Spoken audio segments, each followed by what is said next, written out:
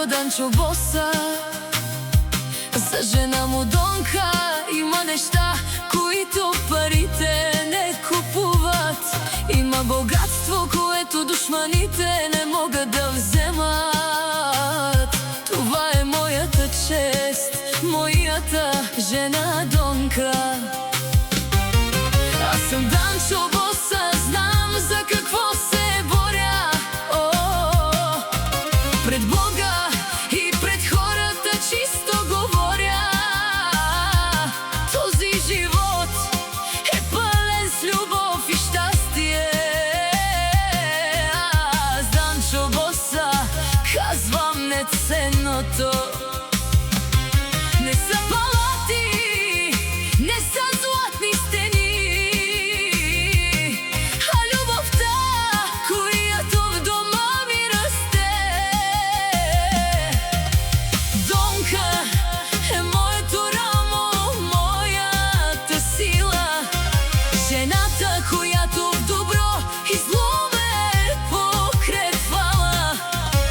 Донка, моята гордост, моето цвете, слънцето, което грява дните ми и живота ми.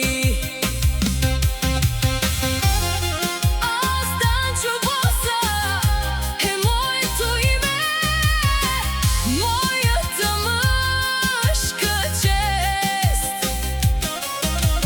Слушайте добре, шивачево, аз съм легендата.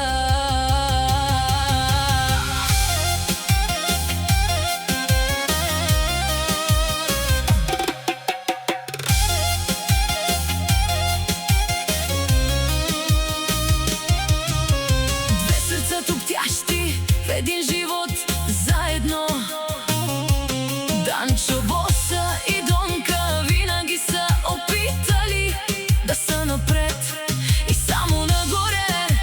Данчо Боса и Донка може да преминават през всеки земен бой.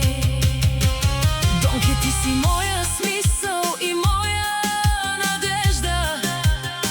Към тебе светлината, съдбата, пътят се изрежда.